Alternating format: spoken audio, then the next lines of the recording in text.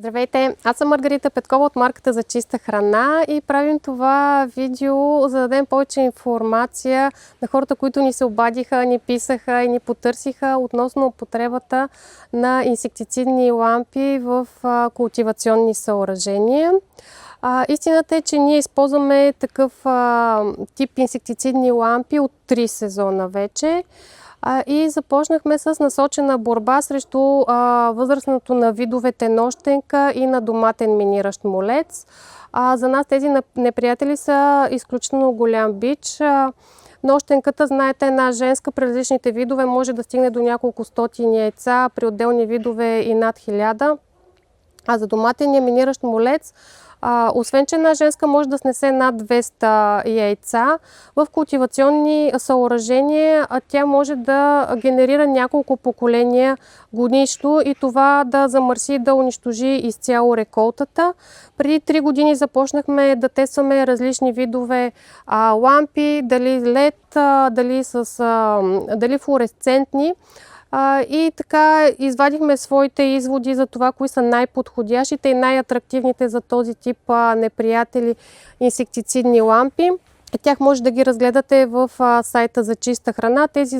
Тези, които бяха най-ефективни за нас, сме пробрали. Конкретно тази лампа, самата тя ние използваме от 3 сезона, като включена в сезонния не я изключваме. Тя сама се зарежда, сама си подава електричество и сама се включва в вечерните часове.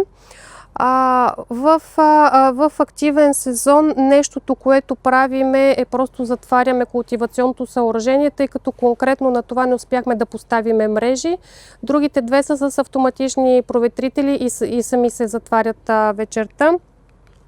Също така имаме и електрически, но за тях трябва да имате източник на електричество. В това култивационно съоръжение ние нямаме източник на електричество, затова използваме типа соларна лампа.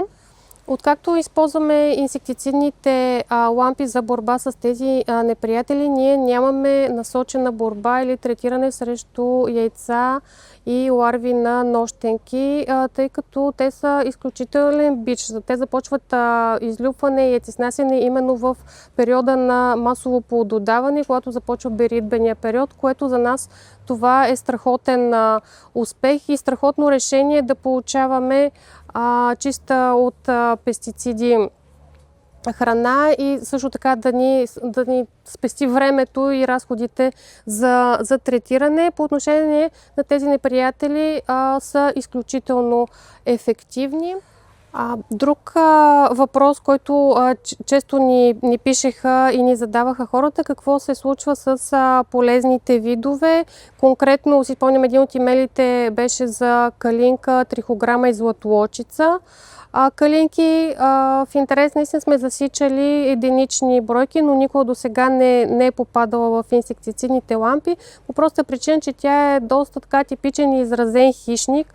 Тя се привлича основно от феромоните, които се излъчват от листните въшки. Светлината не е толкова атрактивна за самите калинки. Не сме имали попадение. Летешна трихограма сме засичали в оранжериите, но по решетките на лампите не сме срещали улов на възрастна трихограмка. От тези 3 вида така най-привлечен от УВ светлината е златоочицата, която е активна през нощта.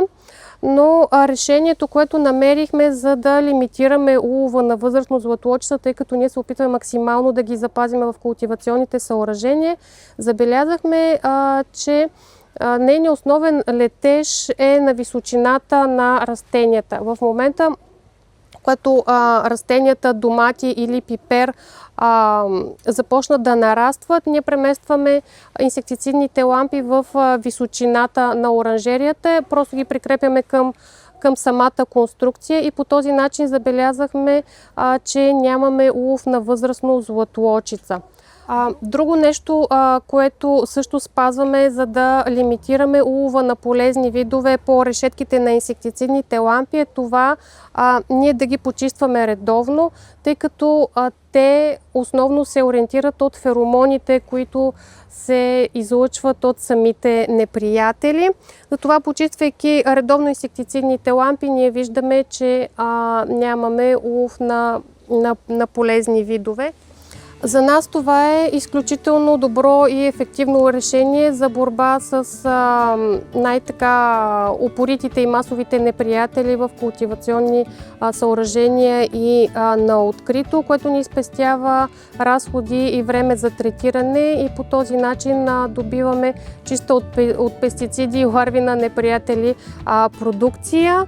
Ако имате допълнително въпроси, нещо сме изпуснали по темата, как точно се използват и се употребяват и по отношение на различните видове инсектицидни лампи, може да ни задавате въпроси в групата за чиста храна, а там ще ви отговорим съвсем подробно. Това е всичко от нас и успешно градинарстване!